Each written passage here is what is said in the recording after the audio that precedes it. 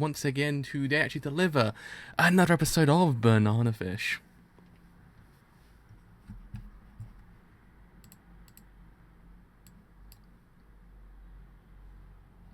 Good to go, we're good to go, we're good to go. So yes, today we actually are covering episode 12 of Banana Fish.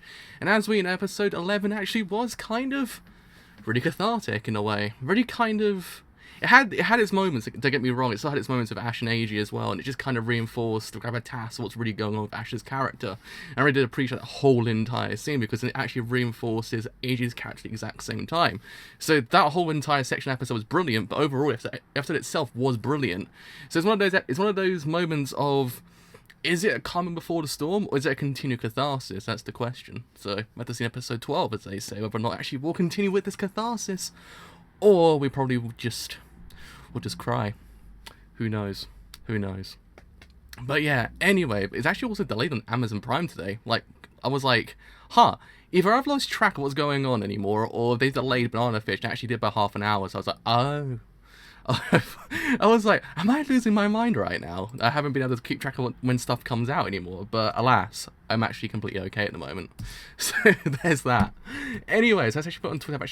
Twitter have actually gone live for Banana Fish episode 12. So gone live for Banana Fish episode 12. I also realised the small words are the ones I can't spell. Like, I just couldn't spell for. I spelled fort. I was like, it's always the small words that get me. I'm completely okay when it comes to everything else, but I'm okay with everything else, but when it comes to small words, I always just completely forget. I don't know why. Anyway, check whether or not my thing is working correctly. Yes, the KBS is working fine. So we're good to go. You're absolutely good to go on all fronts. So anyway, let's get this thing started in 3, 2, 1. Let's begin this thing now. Let me move my mic slightly over.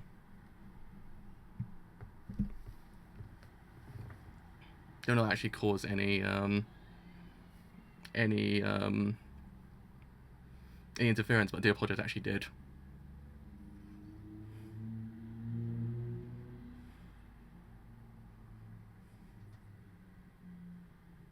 Ooh, that was a quick intro. Hello, how's it going? That's a quick intro.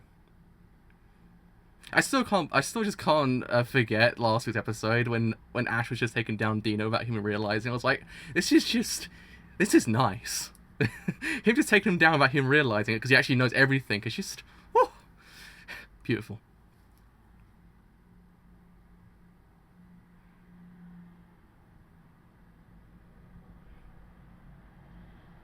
It kind of puts into perspective like the kind of the future of the show as well when you think about it, because it's kind of taken more of an active role now, because beforehand it's more of the gravitas situation, but now it's kind of like, okay, we know it now, let's go forward actually trying to actually exert our revenge, while also trying to escape the past I've got. It's one of those things I actually quite like how they structured the show, because it's one of those things that it's the first half, it really was the gravitas of it all, but now it's actually kind of like, okay, we know what we're doing now, so let's just take him down. Because it was revenge, but also gravitas, but now it's actually revenge and kind of what's going to happen with character relationships later on. So all around, it's actually pretty freaking good. So good job.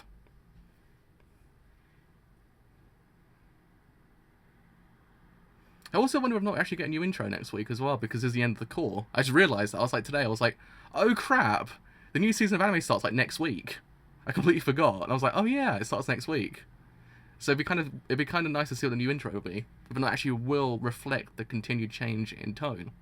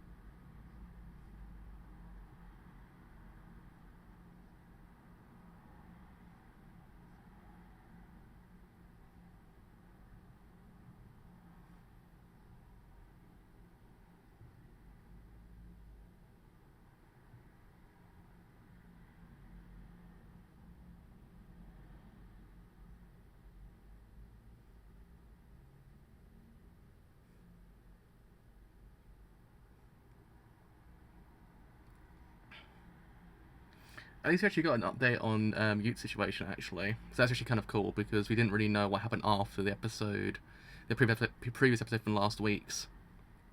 So it's actually kind of nice we actually got an update on Yute's situation.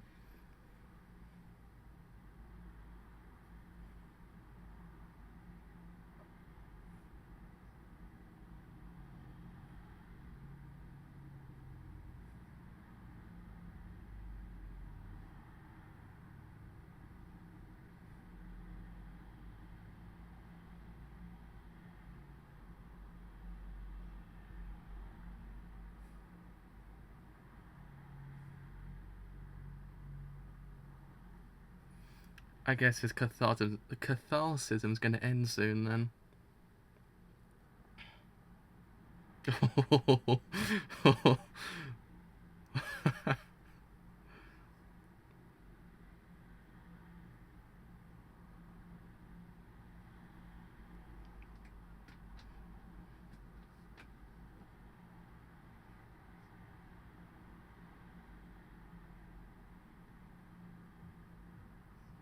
Oh man, the frame with this shot is brilliant.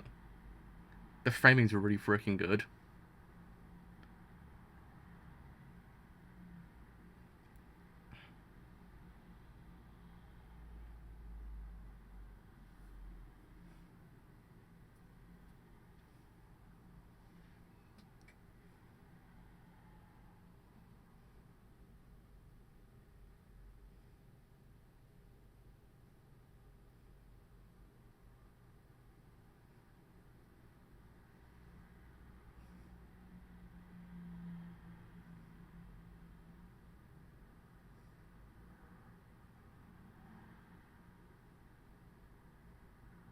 Damn. He's shaking as well. He's shaking. He is shaking.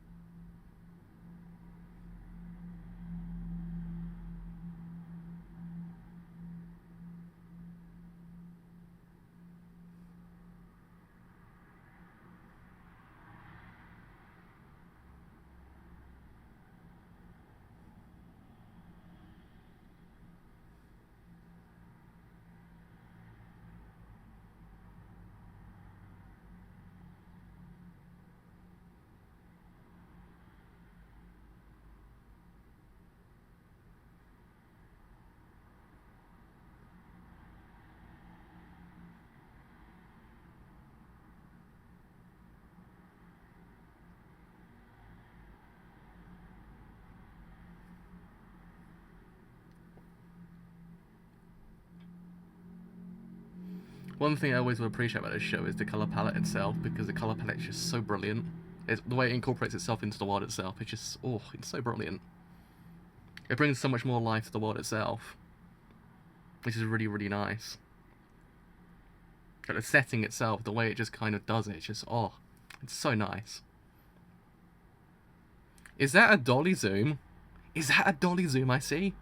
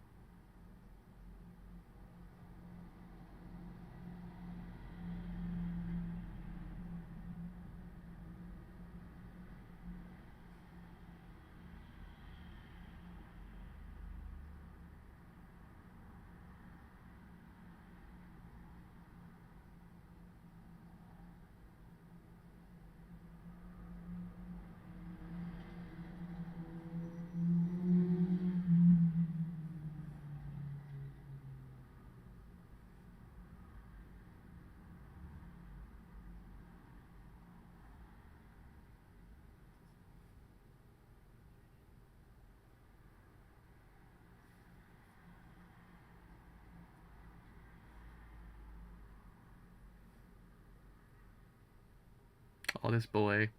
This boy. He's so beautiful. He's so beautiful.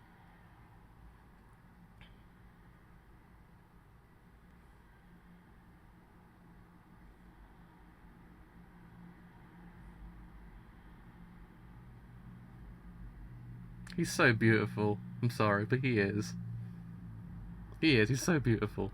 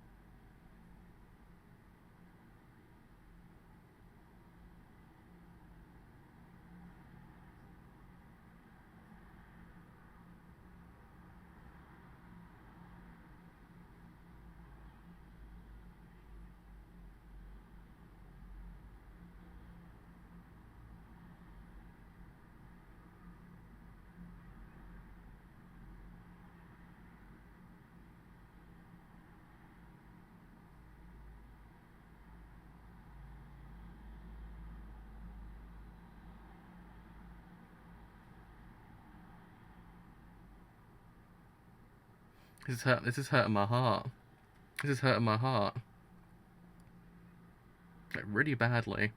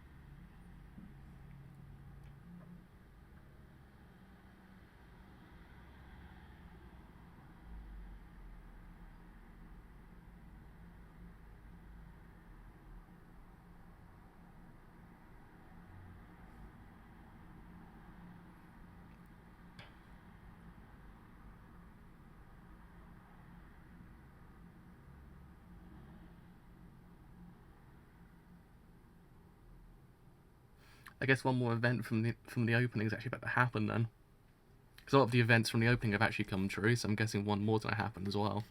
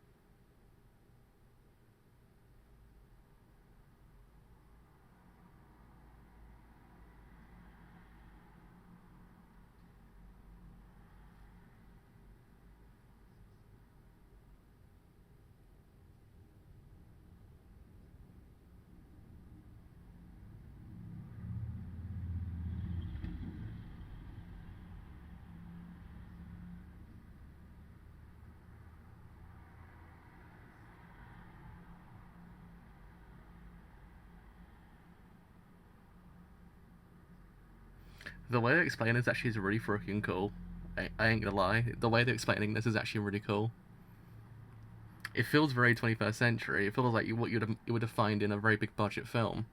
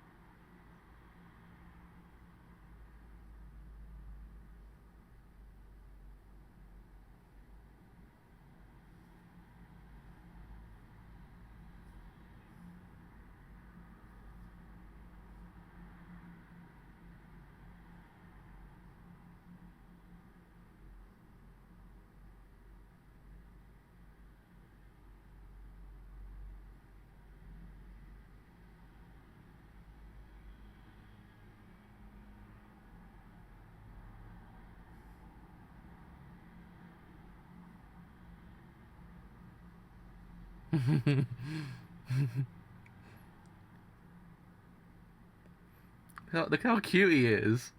Look how cute he is. It's actually physically hurting me how cute he actually is. I cannot contain the ooh in my heart right now.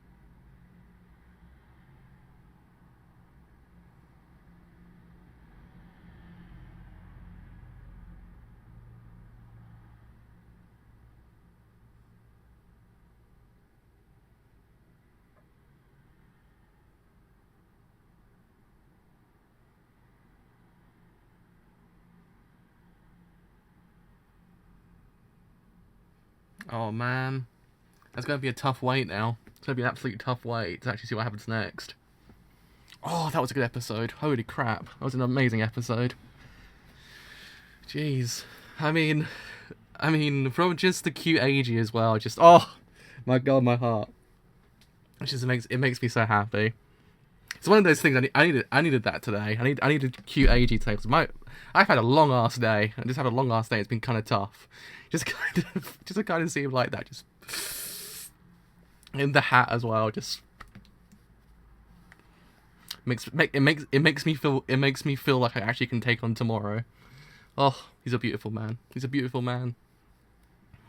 But yeah, I believe I've heard somewhere they're actually taking a break next week as well. So there's no episode 13 until October the 7th, I think, is the next time it'll be on. It'll be when a new season starts, I think. Which makes sense, I believe, because technically next week is the overall final week for anime. So it makes sense for them to take a week off. But anyway, yeah, so that episode...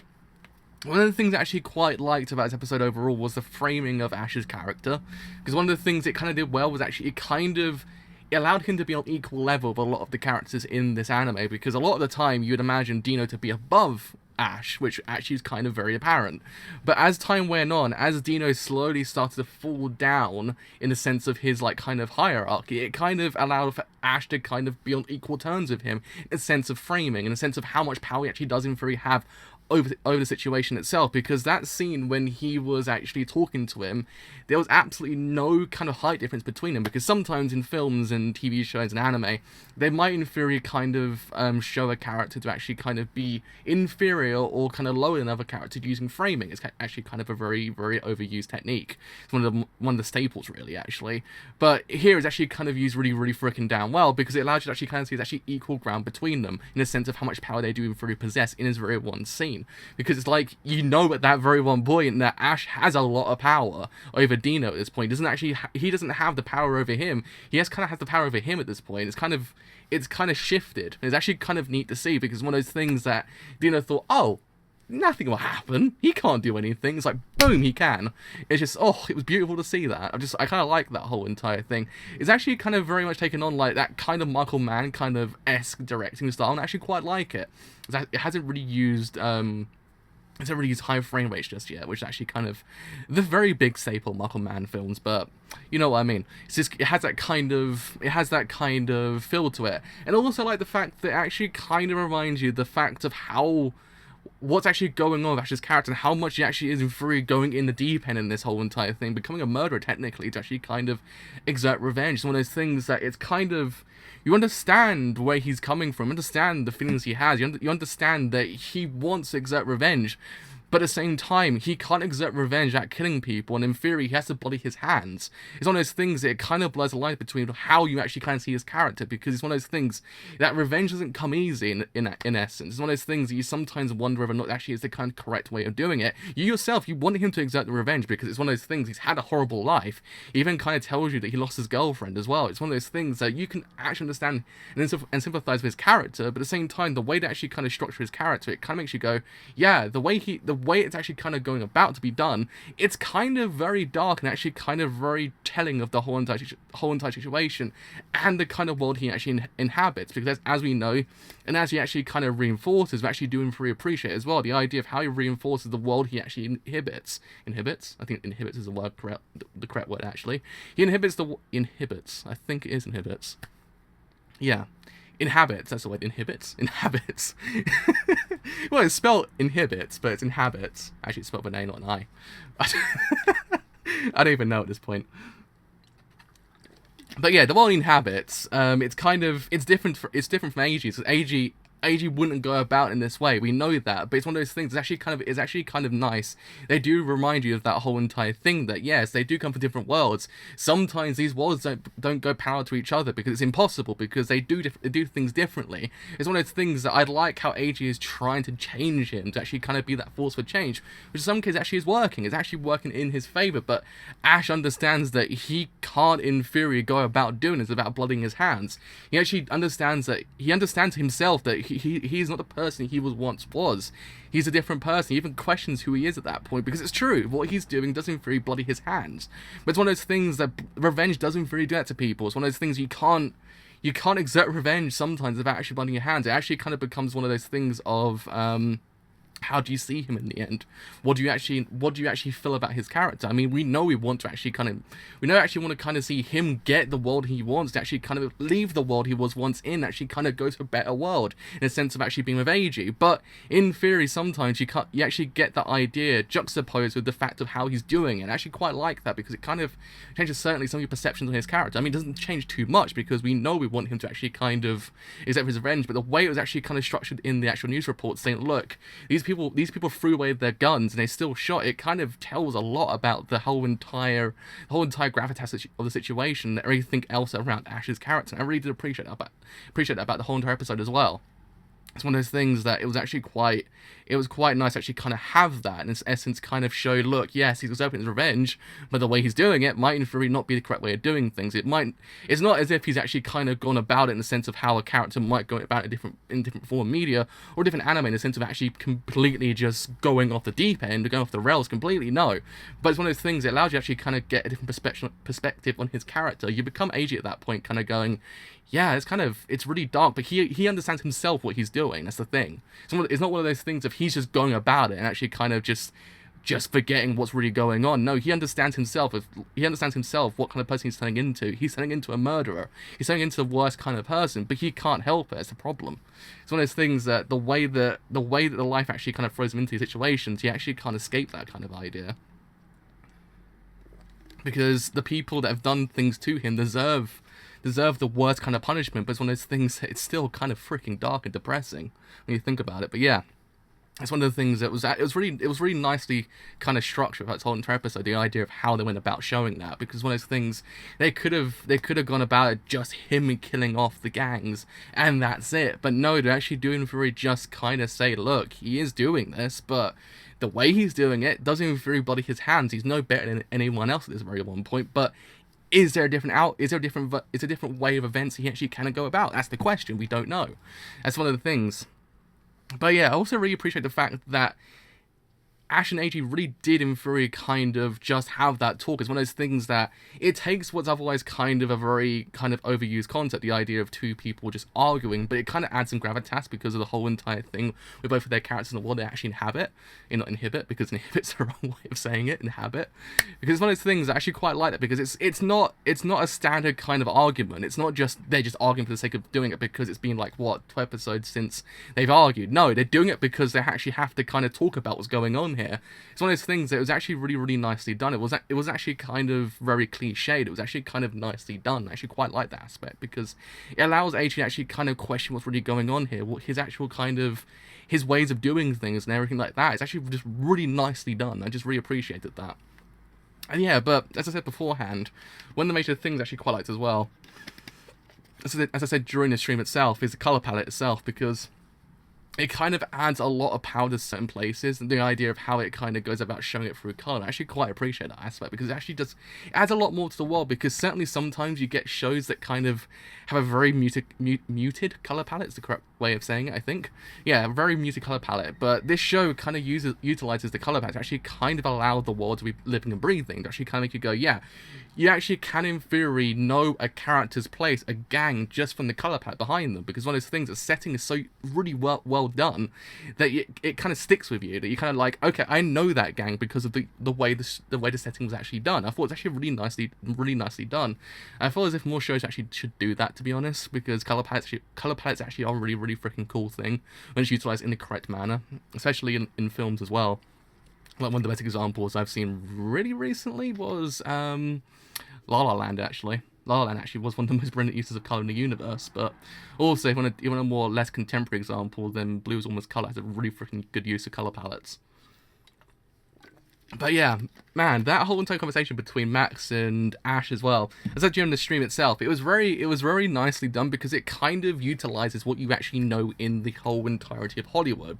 Because the way they kind of actually went about explaining the whole entire thing, it was very Hollywood, and how it was actually kind of portrayed. It actually was really well done, because it's actually one of those things that it didn't really kind of feel as if it was just two people talking. It felt as if you actually understood what's really going on here, using can't remember what she's going to say. My brain just stopped.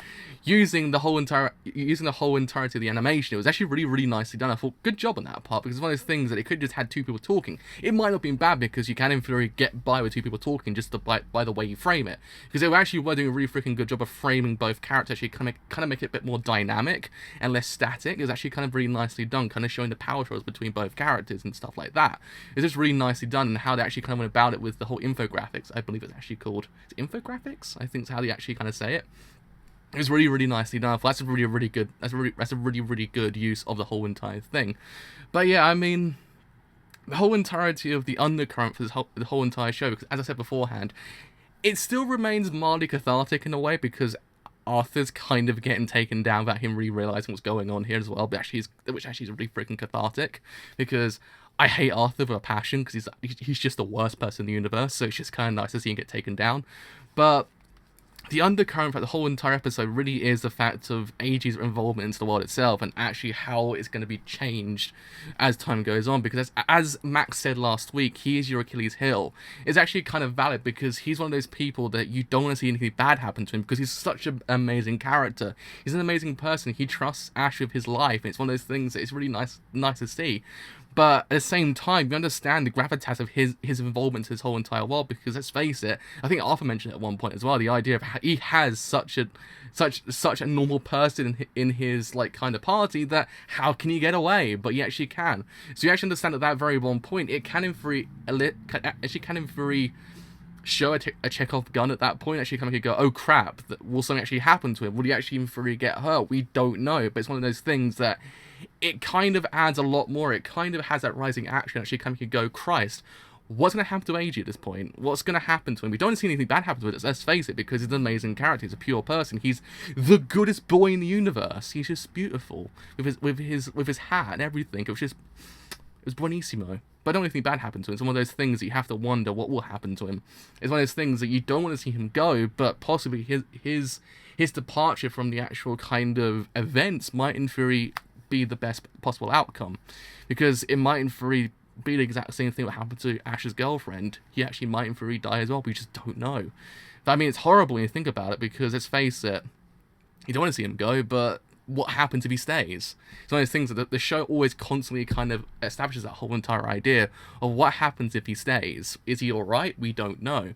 But yeah, I mean, really, overall, this show is freaking brilliant. It really is. I believe that actually is a week break now, so it's really sad to see that kind of have a break, because let's face it, the actual kind of next episode will be freaking like very freaking high on the emotional levels, so it's gonna be really hard to actually kind of see it have a week off, but hopefully it comes back ever more stronger than last week's or this week's. My brain just stopped for a second there again. So yeah, really overall this episode actually was really freaking good. I loved it. The color palette was brilliant. The use of camera angles was freaking phenomenal. It's just it's a cinephile's dreamland, as they say, because it really is. If you actually really like cinema and stuff like that, and how films, and stuff are kind of shown, this show has really got everything. To be honest, it's very kind of more